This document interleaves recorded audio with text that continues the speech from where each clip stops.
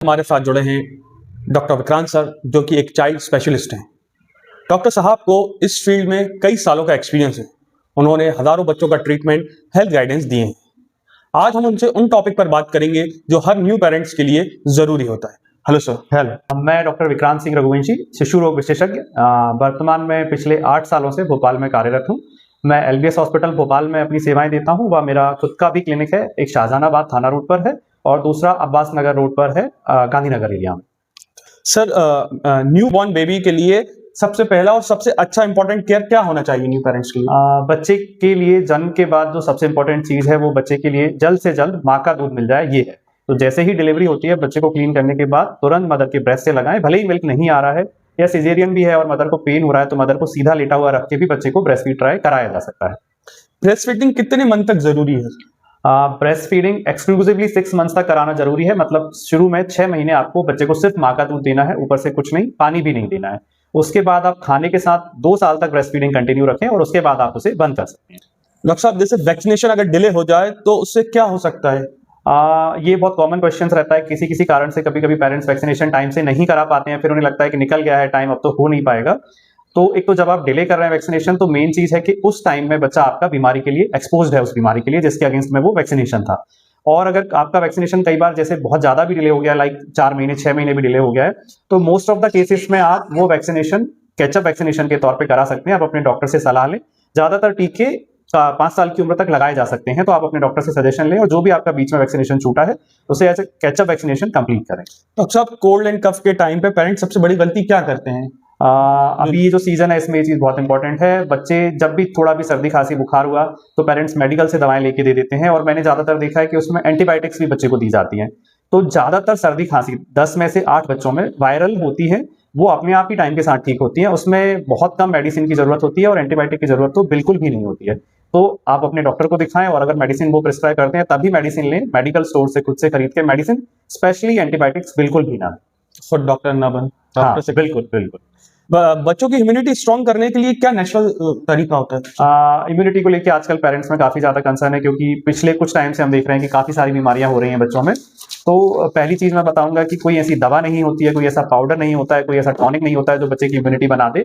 Immunity समय के साथ आपकी जो नेचुरल चीजें हैं उनसे बनती है। बच्चे को अच्छा खाना खिलाइए, प्रोटीन रिच फूड दीजिए, सीजनल फ्रूट्स एंड वेजिटेबल्स खिलाइए, अच्छा पानी पिलाते रहिए अच्छे अमाउंट में, उन्हें नींद बच्चे की बराबर पूरी होनी चाहिए, सनलाइट एक्सपोजर बच्चे का अच्छा रखें, बच्चे के साथ फिजिकल एक्टिविटी करें, उसका दौड़ना भागना बाहर खेलना ये सब बराबर होता रहे। इन सब चीजों से बेड टाइम इम्यूनिटी डेवलप होती है, ना कि ओवरनाइट या ओवर वीक्स किसी एक मेडिसिन से। डॉक्टर साहब, जंक फूड और सॉफ्ट ड्रिंक से बच्चों की ग्रोथ में कोई असर आता है? आजकल पेरेंट्स जो हैं वो जरा बच्चा कुछ रोए तो उसको चिप्स दिला दिया। बिल्कुल बिल्कुल, ये बहुत बड़ी प्रॉब्लम है, हेल्थ इशू है और आने वाले टाइम में ये और बड़ा होने वाला है। होता क्या है कि अगर आपने किसी बच्चे को एक बार चॉकलेट दे दिया तो उसके लिए मीठा जो है वो चॉकलेट है, ना कि फ्रूट है। वो आप अगली बार फ्रूट देंगे तो उसे एंजॉय नहीं करेगा, क्योंकि उसके लिए अब वो मीठी चीज नहीं रही है, उसके लिए मीठे का मतलब है चॉकलेट। या अगर आपने उसे चिप्स दे दिया तो जो क्रंची या सॉल्टी टेस्ट है वो उसे नेचुरल आपका जो फूड है उसमें नहीं मिलेगा, बल्कि उस चिप्स के पैकेट में मिलेगा। दूसरी दिक्कत क्या है कि बच्चा हेल्दी और अनहेल्दी का कंसेप्ट नहीं जानता। जैसे हमें भी कई बार शौक होता है, शौकिया तौर पे हम हफ्ते में 1 बार 2 बार कोई चीज खा लेते हैं, लेकिन हमें पता होता है कि वो अनहेल्दी है, तो हम उसे एक लिमिटेड अमाउंट में खाते हैं। बच्चा अनहेल्दी नहीं समझता, उसे जब भी भूख लगेगी तो वो सोचेगा कि जो ज्यादा टेस्टी चिप्स कुरकुरे या चॉकलेट है वो दो, आप ये मुझे कम टेस्ट वाला खाना क्यों दे रहे हो।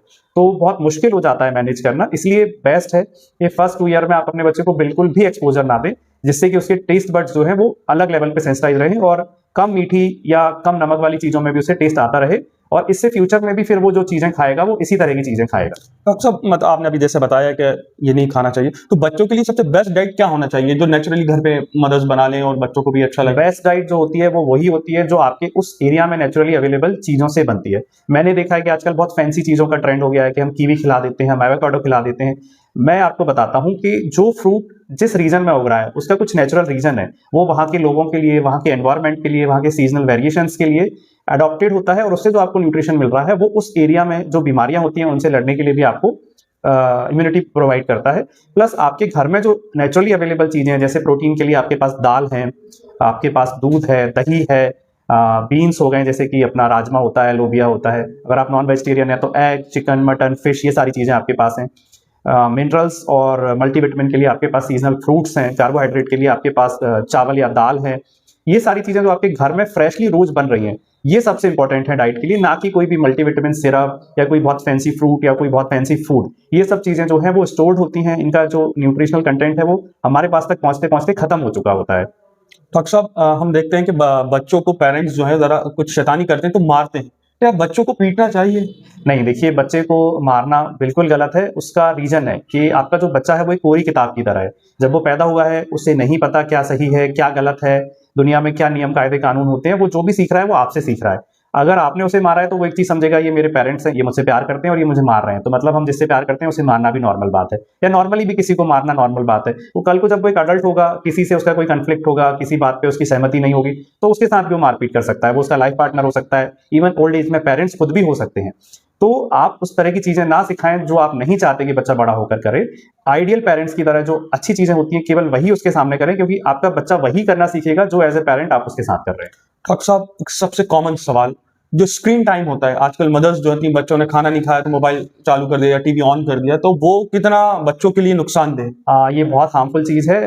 बेसिकली होता क्या है कि जब हम मोबाइल देखते हैं तो हमारे ब्रेन में डोपामीन रिलीज होता है, जो कि इमीडिएटली हमें एक बूस्ट देता है और हमें थोड़ा खुशी फील होती है अंदर से, और वो बहुत इमीडिएट है, नेचुरल नहीं है वो। तो फिर जो नेचुरली हमें जिन चीजों में खुशी मिलती है, लाइक लोगों से बात करना, मिलना, घूमना, एक्सरसाइज करना, बुक्स पढ़ना, वो उन चीजों में हमें खुशी मिलना बंद हो जाती है, क्योंकि हमारा डोपामीन का लेवल अलग लेवल पे जा चुका होता है।